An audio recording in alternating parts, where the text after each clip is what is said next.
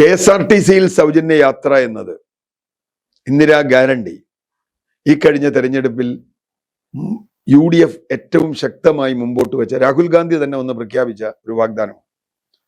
ആ വാഗ്ദാനത്തിൽ നിന്ന് UDF-ന് പുറകോട്ട് പോകാൻ കഴിയും എന്ന് ഞാൻ കരുതുന്നില്ല. നല്ലൊരു കാര്യമാണ് അത് എന്ന് ഇന്നും വിശ്വസിക്കുന്ന ആളാണ്. കാരണം പൊതുഗതാഗതം എത്രത്തോളം ജനങ്ങൾക്ക് ആക്സസബിൾ ആവുന്നുവോ, ലഭ്യമാവുന്നുവോ, അത്രയും സ്വകാര്യ ഗതാഗതം കുറയും.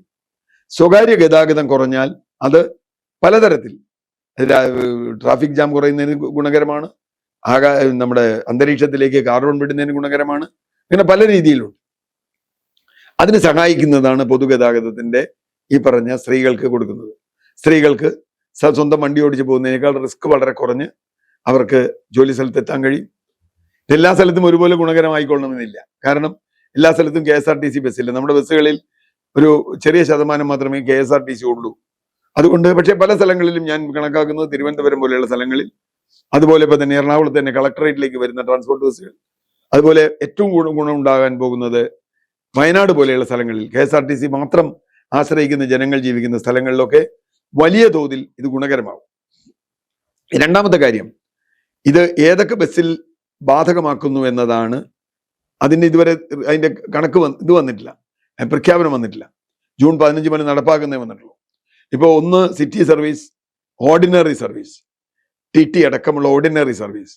ഇതാണ് ജനങ്ങൾക്ക് ഏറ്റവും ഗുണകരമാകാൻ പോകുന്നത്. കാരണം ദിവസവും ജോലിക്ക് പോയി യാത്ര ചെയ്ത് വരുന്ന സ്ത്രീകളെ സംബന്ധിച്ചിടത്തോളം, ജോലിക്ക് എന്ന് പറഞ്ഞാൽ സർക്കാർ ജോലി മാത്രമല്ല, സ്വന്തം പണിക്ക് പോയി തിരുവനന്തപുരത്തൊക്കെ മത്സ്യമേഖലയിൽ പണിയെടുക്കുന്ന സ്ത്രീകളെ സംബന്ധിച്ചിടത്തോളം, അതുപോലെ മറ്റ് ചെറിയ ജോലികൾക്ക്, ഇപ്പോൾ കടകളിലൊക്കെ നിൽക്കുന്ന ആളുകൾ, ചെറിയ വരുമാനമേ അവർക്കുള്ളൂ, അവരെയൊക്കെ സംബന്ധിച്ചിടത്തോളം, ആശുപത്രിയിൽ ജോലി ചെയ്യുന്ന സ്ത്രീകൾ, ഇവരെയൊക്കെ സംബന്ധിച്ചിടത്തോളം വരുമാനം വളരെ കുറഞ്ഞ് എന്നാൽ അവർക്ക് സമയത്തിന് എത്തിയേ പറ്റൂ എന്നുണ്ടെങ്കിൽ അവർക്ക് KSRTC വലിയ ഗുണകരമായ ഒരു കാര്യമാണ്.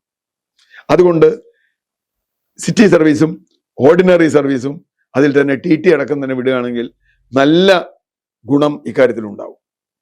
അതിനപ്പുറത്തുള്ളതിലേക്ക് പോകണമെന്നുള്ളത് അത് സാമ്പത്തികമാണ്. ഇപ്പോൾ കേരളത്തിന് പുറത്ത് ഇത് നടപ്പാക്കിയിട്ടുള്ള ഒരു സ്ഥലത്തും ഫാസ്റ്റ് പാസഞ്ചറിലോ അല്ലെങ്കിൽ സൂപ്പർ ഫാസ്റ്റ് പോലെയുള്ള ബസ്സുകളിലോ AC ബസ്സുകളിലോ ഒന്നും നടപ്പാക്കിയിട്ടില്ല. എൻ്റെ ഒരു കണക്കനുസരിച്ച് AC ബസ്സിലും ഇന്റർസ്റ്റേറ്റ് ബസ്സിലും ഒന്നും നടപ്പാക്കണമെന്നില്ല. കാരണം അത് വല്ലപ്പോഴും പോകുന്ന ഒരു യാത്രയാണ്. ഈവൻ സൂപ്പർ ഫാസ്റ്റ് ബസ്സിൽ പോലും ഇത് എപ്പോഴും ആളുകൾ യാത്ര ചെയ്യുന്ന ഒരു സംഗതിയല്ല. അത് സാമ്പത്തികമായി നോക്കിയിട്ട് ചെയ്യണം എന്ന അഭിപ്രായമുള്ള ആളാണ് ഞാൻ. പക്ഷെ ഫാസ്റ്റ് പാസഞ്ചർ ബസ്സുകളിൽ കൊടുക്കുന്നതിൽ തെറ്റില്ല. കാരണം അത് ചെറിയ ദൂരത്തിനാണ് ഫാസ്റ്റ് പാസഞ്ചർ പോകുന്നത്. വളരെ കുറച്ച് പേര് ലോങ് ഡിസ്റ്റൻസിൽ ഫാസ്റ്റ് പാസഞ്ചറിൽ പോകുന്നവരുള്ളൂ.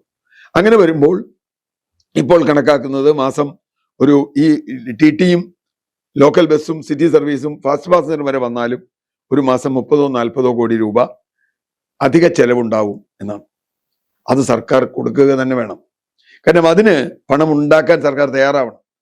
അതിന് വളരെ കൃത്യമായൊരു കാരണമുണ്ട്. ആ കാരണം വളരെ ലളിതമാണ്. നേരത്തെ പറഞ്ഞതുപോലെ ഇതൊരു സാമൂഹ്യ സേവനമാണ്. KSRTC ലാഭത്തിലെത്തിച്ചു എന്നൊക്കെ പറയുന്ന കഥയൊക്കെ നമ്മൾ കണ്ടതാണ്. തട്ടിപ്പ് കഥയാണ്.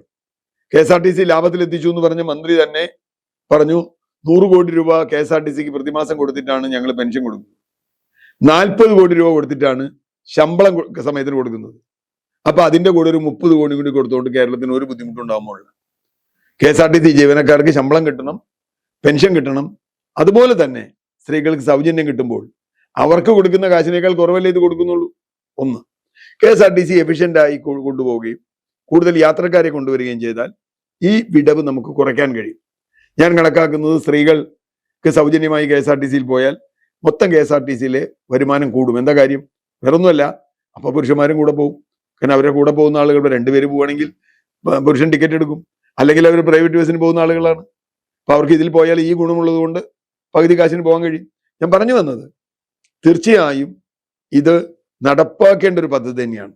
അതിന്റെ സാമ്പത്തിക പ്രതിസന്ധി, ഇവിടെ ശമ്പളം കൊടുക്കാൻ കാശില്ലാതെ വരുന്നുണ്ട്. ഇപ്പൊ ഒരു കാര്യം പറയാം, 6-7 ഗഡു DA കൊടുക്കാനുണ്ട്. ഇപ്പോൾ കഴിഞ്ഞ ഗവൺമെന്റ് കൊടുത്തിട്ടില്ല. എത്ര 1000 കോടിയാണ് അതിന് വേണ്ടി വരിക? ഒരു ഗഡു DA കൊടുക്കാൻ തന്നെ 1000 കണക്കിന് കോടി രൂപയാണ്. അപ്പോൾ അത് കൊടുക്കണ്ടേ? അത് കൊടുക്കണ്ടെന്ന് പറയാൻ പറ്റുമോ? പറ്റില്ല. അതുപോലെ തന്നെ ശമ്പള പരിഷ്കരണ കമ്മീഷൻ വരുന്നു. ആ ശമ്പള പരിഷ്കരണ കമ്മീഷൻ അതിന്റെ റിപ്പോർട്ട് വരുമ്പോൾ തീർച്ചയായും ഒരു സാമ്പത്തിക ഭാരം ഗവൺമെന്റിനുണ്ടാവും. അത് കൊടുക്കണ്ടേ? അപ്പൊ അതൊക്കെ കൊടുക്കാം, അതിനൊക്കെ 1000 കണക്കിന് കോടി കൊടുക്കാം. ഈ 30-40 കോടി സ്ത്രീകൾക്ക് വലിയ തോതിൽ സഹായകമാകുന്ന ഒരു പദ്ധതിക്ക് കൊടുക്കില്ല എന്ന് പറഞ്ഞാൽ അതിനൊരു സാമ്പത്തിക ന്യായവുമില്ല, സാമൂഹ്യ ന്യായവുമില്ല. അതുകൊണ്ട് ഇത് ദീർഘകാലം തന്നെ കൊണ്ടുപോകേണ്ടതാണ്. ഇത് അടുത്ത 5 വർഷവും ജനങ്ങൾക്ക് ഇത് കിട്ടണം, സ്ത്രീകൾക്ക് ഇത് കിട്ടണം.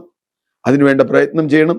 നമ്മൾ ചെലവ് നോക്കുമ്പോൾ മറ്റെല്ലാ വ്യർത്ഥ ചെലവുകളും ഒഴിവാക്കേണ്ട ചെലവുകൾ ഒഴിവാക്കണം.